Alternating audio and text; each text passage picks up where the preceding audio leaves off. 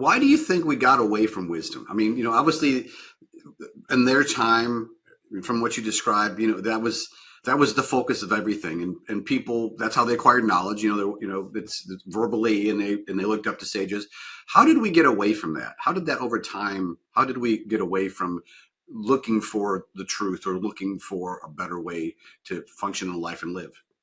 I think this is a fascinating question, and I think there are kind of two aspects to the answer. The first aspect is the fastest path to deception is to refuse to act on a truth.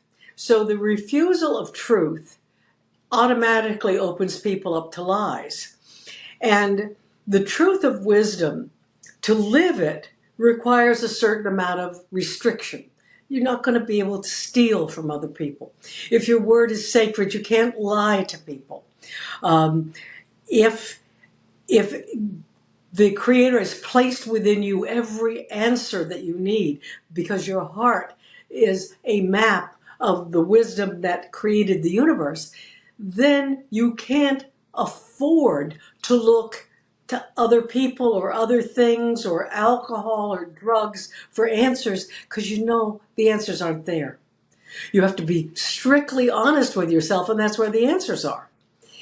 The answers are with the Creator, but He put the answers in you. So that's one aspect of it. The refusal of truth, to live according to truth, brings a lie. And the second aspect of it is materialism brings an endless craving. Lust is not love. Lust cannot be satisfied. Things cannot satisfy. If you have one car, you're going to need two. If you have two, you're going to need three. If you have three, you're going to need four.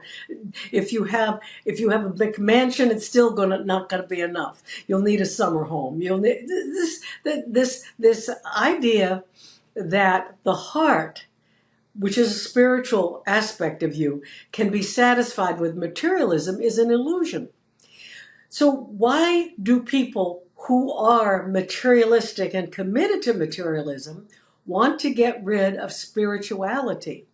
Because it stimulates their conscience. They kind of feel like, maybe I'm making a mistake. Well, they don't want to feel that way. They don't want to feel uncomfortable. They want to stay in that comfort zone of half awake, mostly asleep, mesmerized by their electronics. Whatever that means for them, they resist and refuse the call of wisdom. Later on, they may get desperate and want wisdom, but wisdom will not be available at their beck and call. They are only entitled to wisdom if they make themselves available to wisdom's beck and call. That's so interesting because you think about it, materialism has a great PR person. It has I guess throughout the ages, right? Doesn't matter whether we're talking about fish or like sandals or cars or whatever. So let's pretend. Well, you're the PR person for wisdom, right? You're the PR. So what do you tell someone, or what are you going to say to people on how can we compete against the materialism? You spoke that a little, to that a little bit, but I want to go a little deeper into that. So because it is tough. I mean, right now it's all about consumption. It's all about the next hit, the next dopamine off of social media. I mean, it's just consumption, consumption, consumption. So how do we get their attention and say, hey, let's spend a little bit of your attention over here, because you're going to get all those benefits that we talked about. But how, if you're a PR person for wisdom, what's the ad? What's the ad, or what's the the 30-second pitch for come take a look at wisdom? The key to the benefits of wisdom is satisfaction and happiness. And years ago, at a time when John Paul Getty was the richest man in the world, and he managed his own money, a reporter asked him, "You manage your money. What's enough money for a person to be comfortable?" And the richest man in the world said, more than I have. Meaning, the richest man in the world wasn't satisfied. He wasn't happy. He was still craving. So the idea that materialism can satisfy is an illusion. It's temporary. It's the preparation H of spirituality. Quick temporary relief. That's so true. That is so true. And I'm a big observer of what's going on in society and consume a lot. And I see that there are little pockets of people, whether they're, meditation apps or, even on social media, there's channels that bring up wisdom, right? They're little snippets of wisdom. So if someone wants to start down that path, your book is a fine example, but what would you don't want to just dump wisdom on them, right? So like anything else, if you want to go down and get some education, you don't want to, too much can be a bad thing. Fire hose method isn't the best. So what are your suggestions for people if they want to start down that path? They want to get a taste of wisdom and they want to start realizing that I do want those things you mentioned, and my concentration and my focus of where I've been has not been beneficial. How do I get started? I think that there are a couple of ways to start, and I think that I think you're gonna give people this link so that they can go with me through a month, day by day, or they can take the book.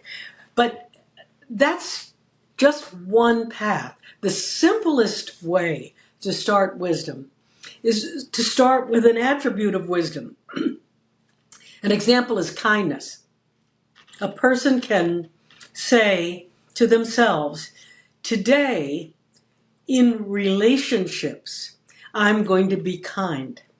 I'm going to establish an energy bridge of kindness between me and the cashier, between me and the driver next to me at the stoplight. I am going to be that kind person, and I'm going to plant that kindness as a seed in the universe and see what happens. That's a technology of soul. That's wonderful. Let's talk about your book, because you talk about the seeds of wisdom, and the way you structured your book. It was a piece of wisdom once a day for 30 days. So that's, what better way to put together the seeds of wisdom? How did you determine which phrases or which pieces of wisdom that went into this book? Because I'm sure there's more than 30. How did you determine which 30 you want to include in this book? I decided it on the basis of my morning meditation. I spend time every morning sitting at the feet of Lady Wisdom, if you will, sitting before the light of the Creator, and I wait. And certain things lit up for me. Certain things are accessible. What is accessible is what people are ready for. So I'm giving people an experience that they can easily access and try out. Because if it's true, it works. If it's wise, it will change your life that day. So I look for something that is comprehensible, accessible, and workable. Something that you can put in your mind and apply to the day you're living.